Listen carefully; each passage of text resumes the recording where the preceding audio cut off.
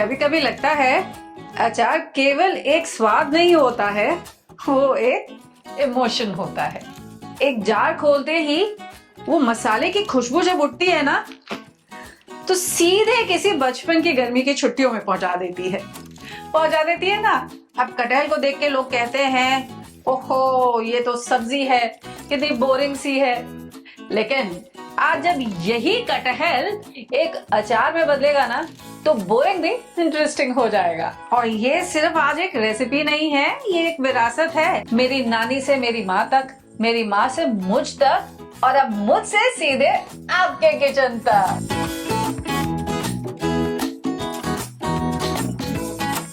हाँ, अचार बनाना एक कला है, और अगर जरा सी भी चूक होगे ना, अरे बाबा, पूरा अचार खराब।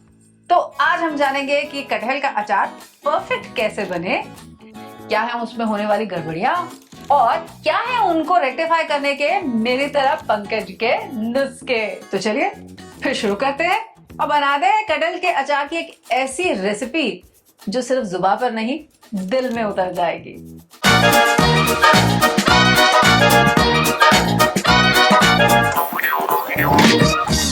तो कटहल का अचार बनाने की शुरुआत होती है सही कटहल चुनने के साथ। कच्चा, कड़ा और हरे रंग का कटहल सबसे बेस्ट होता है। इसके बीज अध पके होते हैं और इसका गूदा अंदर से सफेद होता है। छोटे या मीडियम साइज का कटहल लीजिए, बड़ा कटहल नहीं, क्योंकि बड़े कटहल के जो बीज होते हैं ना, वो पक चुके होते हैं और उसमें रेशा भी ज्यादा आ चुका होता है। कटहल की बाहरी सतह साफ होनी चाहिए, इस पे कहीं भी कोई फफूंदी नहीं होनी चाहिए। दाग या सड़न दिखे तो बिल्कुल मत लीजिए। अगर तेज या खट्टी गंध आए तो समझ लीजिए ये कटहल अचार के बिल्कुल लायक नहीं है। तो चलिए अब तैयारी करते हैं कटहल के अचार की। और उसके लिए सबसे पहला काम हम ये करेंगे कि हम अपने हाथों पे ना थोड़ा सा सरसों का तेल लगा लेंगे। कटहल काटते वक्त अपने हाथों पर और इसी के साथ साथ अपने चाकू पर भी सरसों का तेल जरूर लगा लीजिए। ऐसा करने से ये चिपचिपाएगा नहीं और आपके हाथों पर चिपकेगा नहीं। पहले मैं इसकी स्टेम साइड को कट कर दूंगी और आप देखेंगे कि इसमें बहुत सारा दूध निकलने लग जाएगा। तो बस 3 से 4 मिनट के लिए इसे छोड़ दूंगी ताकि जितना ये दूध है ना, ये निकल जाए। अब वंस अगेन इस कटहल को हम अच्छी तरह से धो लेंगे ताकि ये जितना दूध है ना, ये इस पे से वॉश आउट हो जाए, क्योंकि ये बहुत चिपचिपाएगा आपके हाथ पर। अब क्या है, आप इसे काटिए और इसे छील लीजिए। इस कटहल को छील लेते हैं और इसे 1 से 1.5 इंच के टुकड़ों में हम कट कर लेंगे। देखिए, बढ़िया तो ये रहेगा कि आप बाजार में ही अपना कटहल चूज कर लीजिए और फिर भाई उसे सब्जी वाले से ही कटवा के ले आइए। फॉर द सिंपल रीजन, इसे काटना कोई आसान काम नहीं है।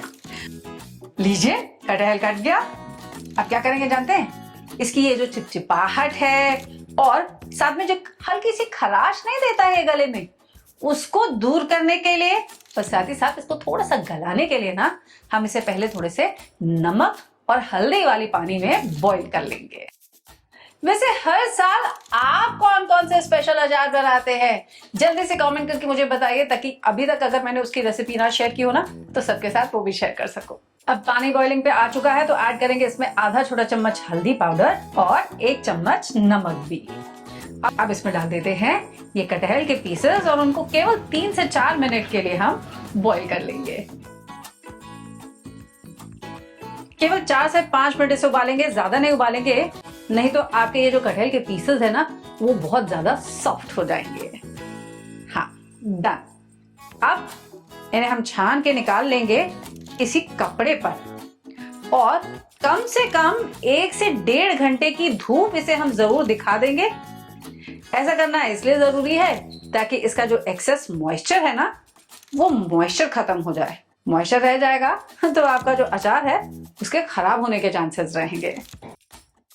अब कटहल तो मैं बाहर धूप में रखा ही हूं, तब तक हम क्या करते हैं, हम यहाँ पर ना अपने कटहल का मसाला बना लेते हैं। और मसाला बनाने के लिए पहले कुछ स्पाइसेस को हमको भून लेना पड़ेगा। तो जल्दी से नोट कर लीजिए हमें कौन कौन से स्पाइसेस लेने हैं और कितने कितने। 5 चम्मच सौंफ और 5 चम्मच सरसों, 5 चम्मच मेथी। और पहले इन स्पाइसेस को ना हम हल्का सा भून लेंगे जब तक ये थोड़े से फ्रेग्रेंट नहीं हो जाते। सौंफ की भी बढ़िया सी खुशबू आ गई है, मसाले भी चटकने लग गए हैं। अब गैस को कर देते हैं बंद और इनको थोड़ी देर के लिए हम ठंडा हो जाने देंगे। अब कभी आपने सोचा है कि ये सरसों और मेथी हर अचार में क्यों डाला जाता है? मैं बताती हूँ ना क्यों डाला जाता है। क्योंकि सरसों और मेथी दोनों में होती हैं anti bacterial, anti fungal properties, जिसकी वजह से आपका अचार जो है वो जल्दी खराब नहीं होता। और सौंफ और कलौंजी देते हैं उसको वो बढ़िया सा अचारी टेस्ट। अब ये मसाले ठंडे हो चुके हैं तो इनको पीस करके इनका हम एक दरदरा सा पाउडर बना लेंगे। तो ये हमारा मसाला हो गया रेडी।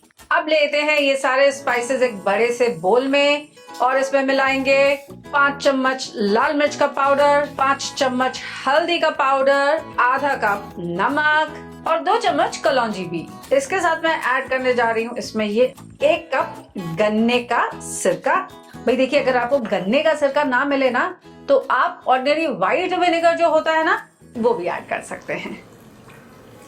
अभी देखिए, इनको मसालों को अच्छे से हमने मिक्स कर लिया है। अब बारी आती है इसमें सरसों का तेल ऐड करने की। लेकिन सरसों का तेल ऐड करने से पहले सरसों के तेल को हम कर लेंगे गरम। तो 2 कप लेने जा रही हूं मैं यहाँ पर सरसों का तेल।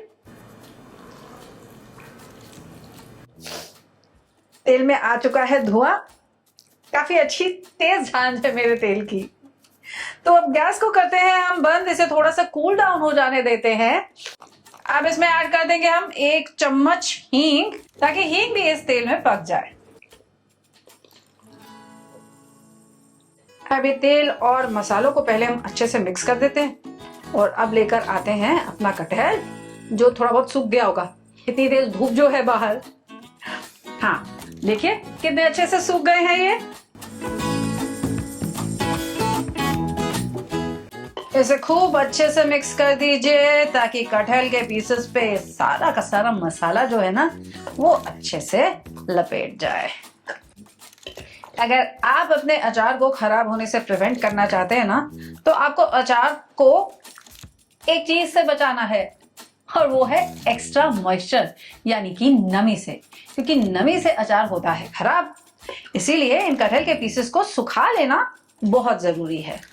दूसरी चीज, जब इसे हम जार में भर के रखेंगे ना तो इसके ऊपर होनी चाहिए एक तेल की लेयर, तेल की परत, क्योंकि वो तेल हवा और अचार के बीच में एक बैरियर का काम करता है, जिसकी वजह से माइक्रोब्स आपके अचार तक पहुंच नहीं पाते, यानी कि अचार खराब होने का कोई चांस ही नहीं। और तीसरी बात, इसमें नमक की क्वांटिटी बिल्कुल सही होनी चाहिए।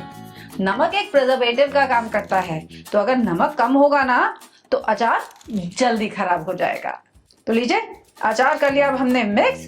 अब इसे भर के रखते हैं किसी क्लीन ग्लास बॉटल में या फिर मर्तबान में। प्लास्टिक के किसी जार का इस्तेमाल मत कीजिएगा, क्योंकि अभी इसे हमें धूप दिखानी होगी और धूप में प्लास्टिक जो है वो अचार में नैनो पार्टिकल्स छोड़ता है। सो सेहत के संग खिलवाड़ नहीं करते। किसी कांच के मर्तबान में या फिर चीनी मिट्टी के मर्तबान में इसे हम भर के रख देंगे। अब इस जार को हम रख देंगे धूप में और कम से कम 7 से 8 दिन तक तो इसे हमें धूप दिखानी ही पड़ेगी ताकि ये अचार अच्छे से पक जाए। और हाँ, रोज इसे हिलाते रहना पड़ेगा, मसाले को ऊपर नीचे करके चलाते भी रहना पड़ेगा। तो लीजिए, हो गया तैयार हमारा कटहल का अचार, मेरी नानी की रेसिपी वाला। वैसे अगर आपके घर में भी कोई ऐसे ही लेगेसी वाला अचार की रेसिपी है ना तो प्लीज हमारे साथ कमेंट्स में जरूर शेयर कीजिए। और ये अचार आपको कैसा लगा मुझे कमेंट करके जरूर बताइए। और हाँ, अगर रेसिपी पसंद आई हो तो लाइक शेयर कमेंट जरूर कर दीजिएगा। और अगर अभी तक आपने मेरा चैनल सब्सक्राइब नहीं किया है तो वो भी जल्दी से कर लीजिएगा।